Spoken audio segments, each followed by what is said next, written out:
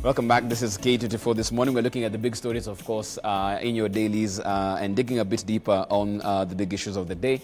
In studio, joined by Arnold Maleba, Joy Mdivyo. Join the conversation via Skype. We have Justice Minor. And, of course, your contributions coming in on Twitter at I am Jeff Mote, at K24 TV. Our WhatsApp number also at the bottom of your screen.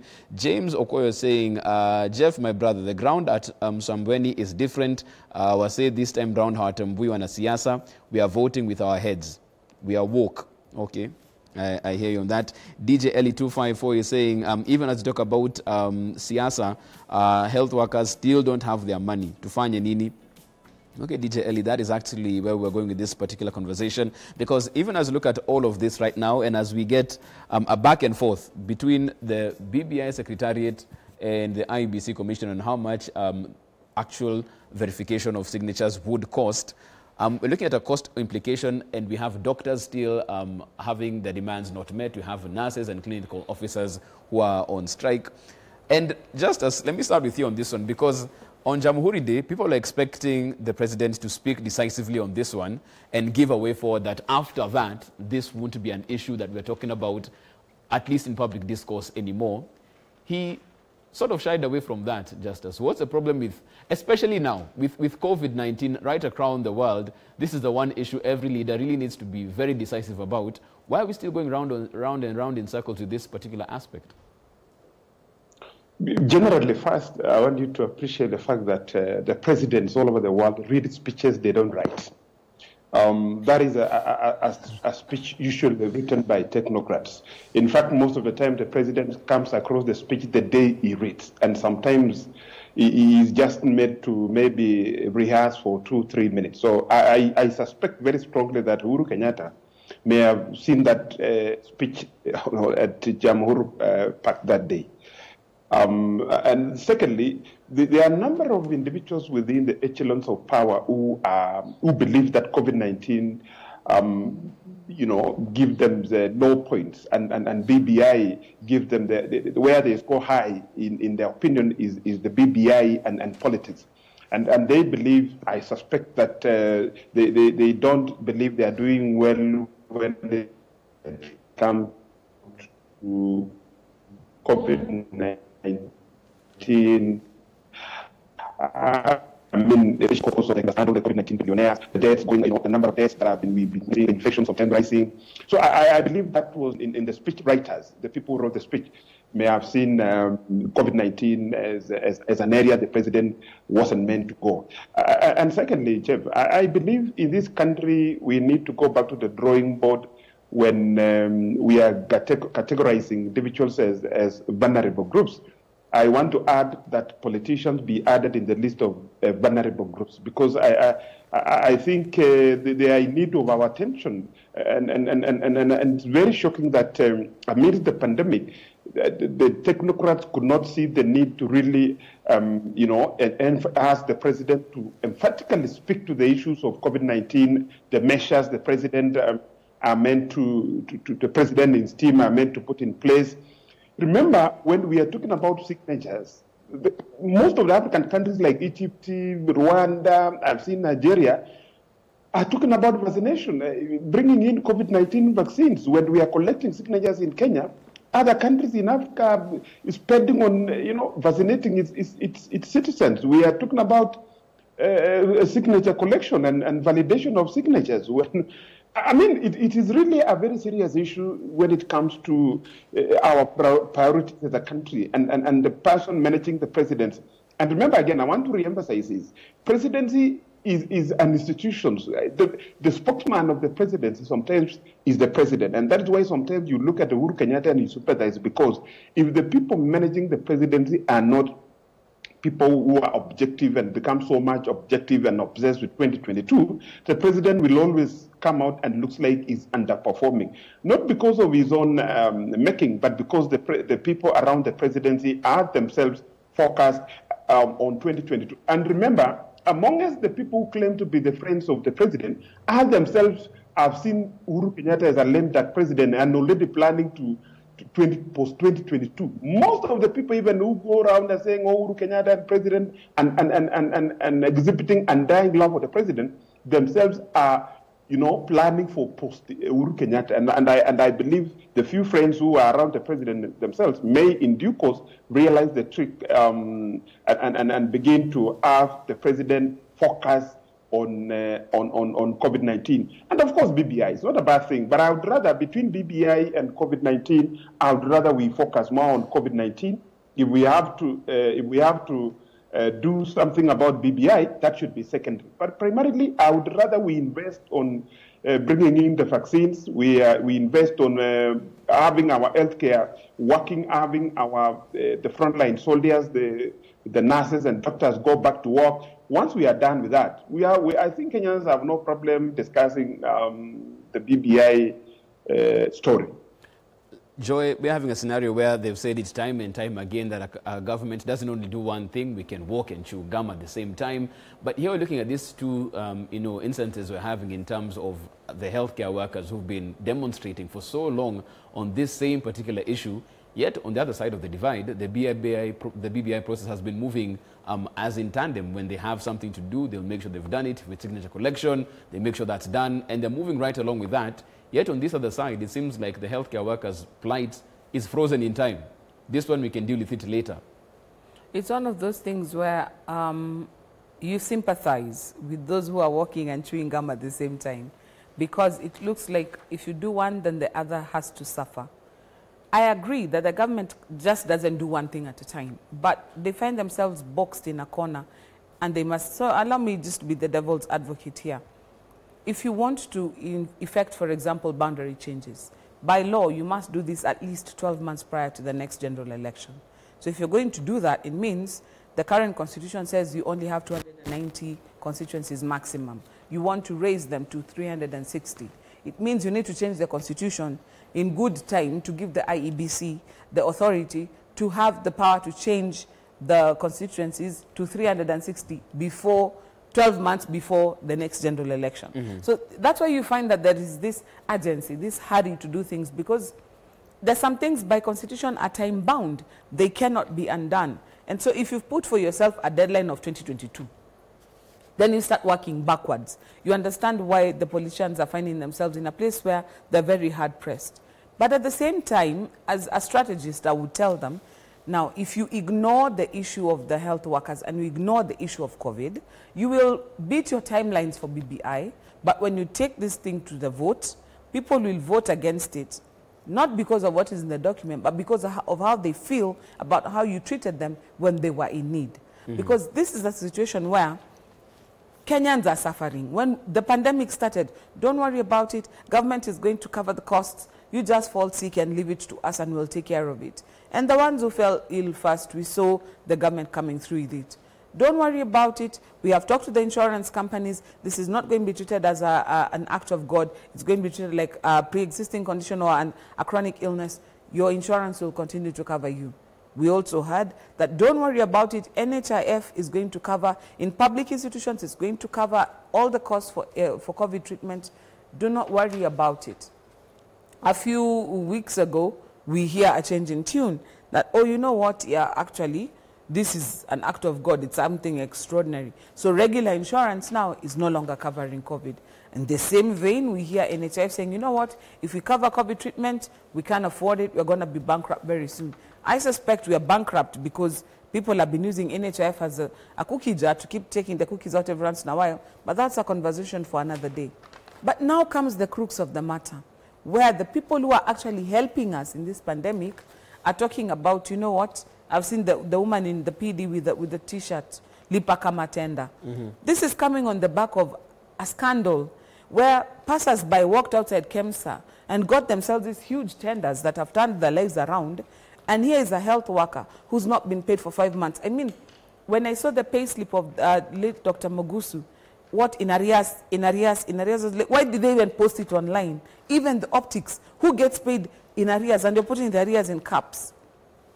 I'm saying all this to say, we are walking and chewing gum at the same time, but as we're walking and chewing gum at the same time, the shoes are too tight, they're hurting, we are biting our gums, we are biting our cheeks, we are bleeding in our mouth.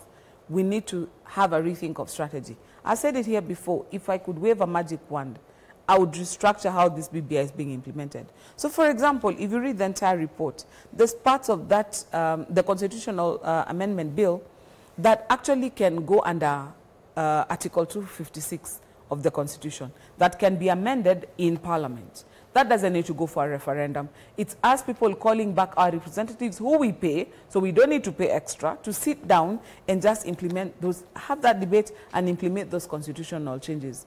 The 4 or 5, I don't know how many questions there that actually must go to referendum, we can get creative with those and say, you know what, this is how we can do this more cost effectively. But if we insist on everything being, it must be, because the popular initiative is very expensive for individuals, it's also very expensive for government. We've come also at a place where, like you said, the health officials now are dying. For us to train one doctor, there's a reason why they are bound, they actually sign a bond to work in public service, is because Kenyans have paid for their education. Now we need to reap the benefit. So when they die at 25, have we gotten back even our money's worth? So that conversation has to be more nuanced. So even if we're doing both, can we do it in a way that is not counterproductive? Because we do not want a situation where they deliver on all the BBI deadlines and the entire thing fails simply because Kenyans are too mad at you to even look at what you're offering them. Arnold, we've had a scenario where we wonder whether it is part of the strategy, miscommunication in government, or really what's going wrong. When the government says that NHIF is going to pay for insurance for these doctors, and NHIF says, we haven't seen this money. They talk about this 6 billion, but nothing has entered our accounts. There's no deposit put there. And you wonder once again, is it lack of communication or is it clear deceit when it comes from the government? They know that there's no money, yet they're going out making such pronouncements. I think by now we should be used. Normally we have told Joy on this show before that Kenya's rule number 1 is that thou shalt not be surprised. So when you see such communication going out or miscommunication, it's actually by design. Because one of those things politicians have realized is that we as a people are very forgetful. We don't even give, we don't think so much about the lies they've told us in the past. We get over it, we dust up and laugh about it and then move on. I think that is one of the biggest mistakes, or rather one of the lowest part of us as a people in this country, is that we forget easily. We dust off and just move on. So if there was a scandal today, everybody will be making noise about it on social media, and then after we have done that, we move straight on and get on to something else. We are waiting for a newer thing. We are even joking that there has been so much silence for the last 3 months. There is no scandal. Are our politicians well?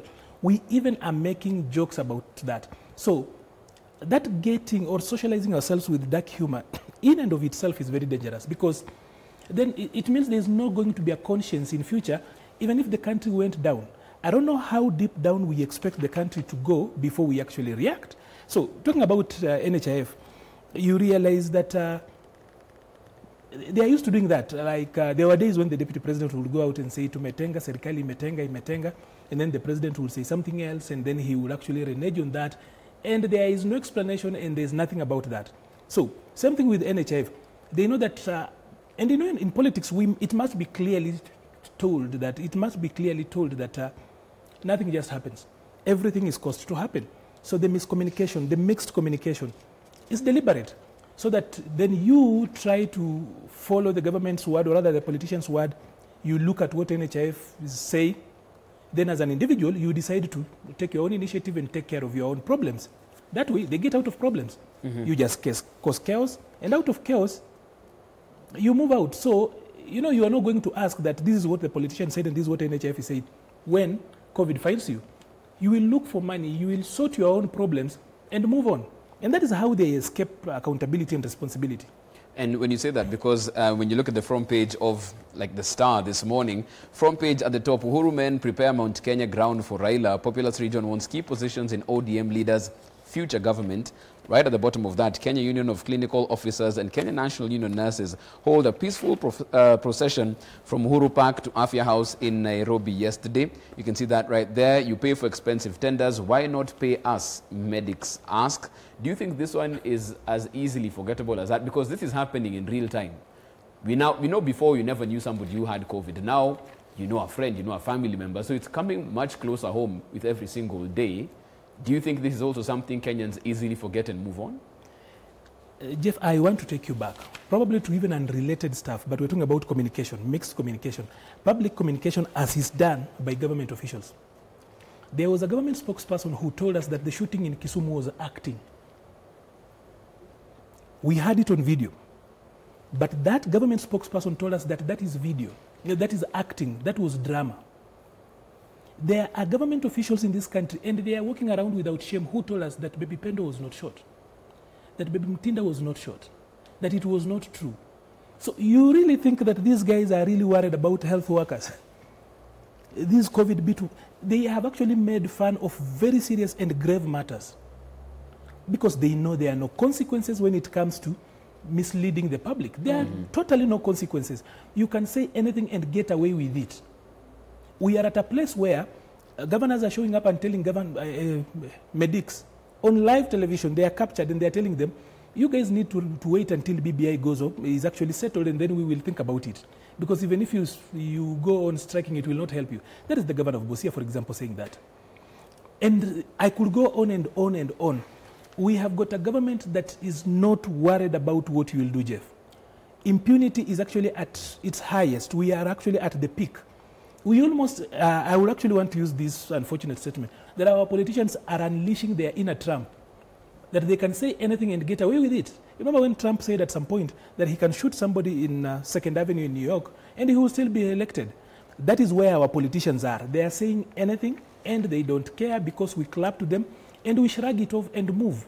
Like I have said, Jeff, you are not going to wait to get clarification between what NHIF is saying, what Treasury is saying, and what politicians are saying. Once you are sick and you've been infected by COVID, your family, you yourself will work out to ensure that you are sorted.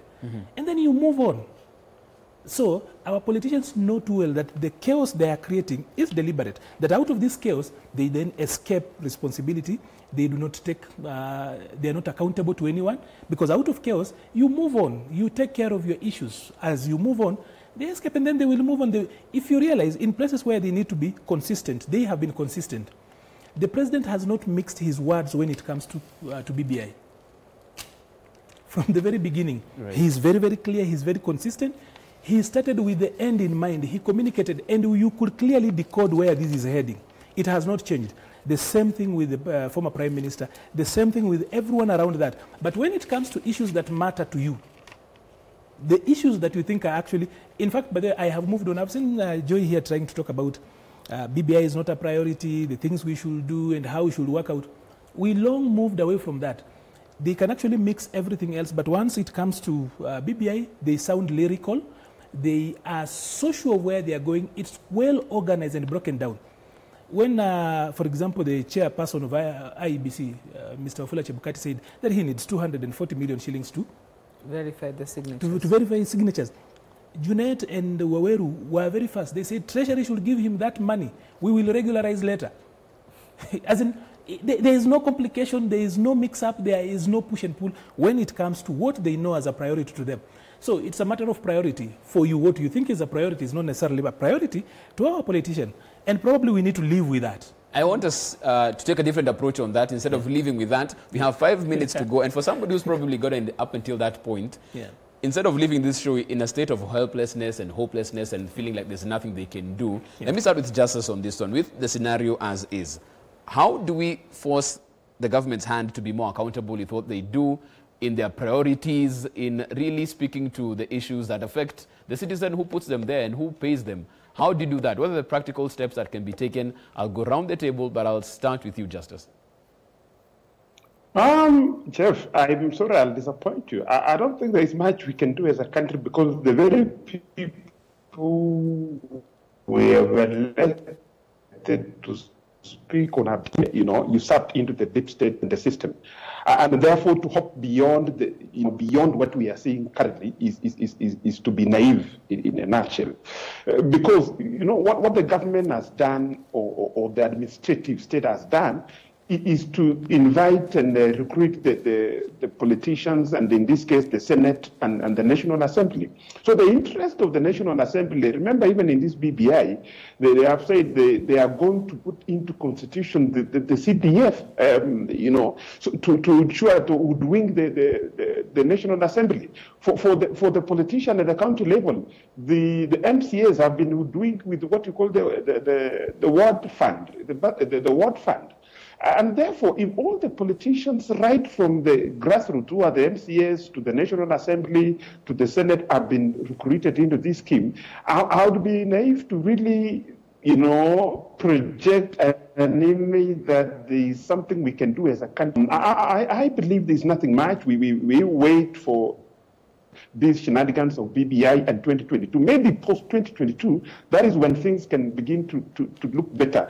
Jeff, if we have a problem in prioritizing, in which one to prioritize between BBI funds and COVID-19 funds. I mean, it is a logical question, but and of course for our politicians, for them, BBI ranks higher in terms of priority than COVID funds and COVID money.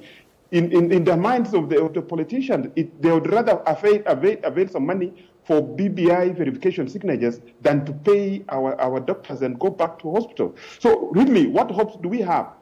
And generally and ultimately, the politicians are very smart. They have kundas into regions, and therefore they are speaking to us. They go to Nyanza and speak to the people of Nyanza the language they know the people of Nyanza want. They go to coast and speak the language of the coastarian. So as a country, we are not even homogeneous. So even to speak, to begin to say what do we do as a nation or as a people, when the politicians have divided us into regions and into tribes and speak.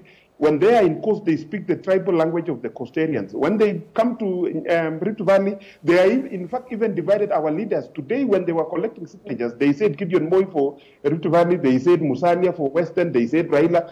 You see the kind of the divisions and pretending to unite us. The same politicians are perpetuating divisions, because why would they have said Gideon Moi to go to be in charge of coast? Why would they have said Kalonzo should be in charge of Western Province? Why did they say Kalonzo go to be in charge of Western Province in terms of collection of signatures? So they are in pretending to unite us. They are actually and seriously and intently dividing the nation. So in my opinion, I'm sorry to disappoint. There is no hope. Joy, I'll come to you as we wind this up very quickly. Quite a bleak future as far as justice is concerned. From where you stand, what can the Kenyan citizen do after going through this particular discussion, listening to what has been said? Is there any power left in their hands? There is power left in their hands, in the sense that I hope, my father used to tell me, there are some things that I'll teach you, but there are some things life will teach you. I'm hoping Kenyans have out their notebooks and their pens, and they're taking notes and they're learning that there is a direct correlation between who you put in office and how you're governed. And this is something I think we have said on shows and talked about how people need to be more responsible with their voting, and because what you're reaping is a direct result of what you have sown. One of the counties that has chewed this for a long time, and we are going to see it coming to fruition, is Nairobi. And I remember when the poll of Nairobi voted in Governor Sonko, I was like, sometimes we elevate people to their level of incompetence. They may be popular, but they have no idea what to do with their office. And we have seen Nairobi has suffered a myriad of complications until now.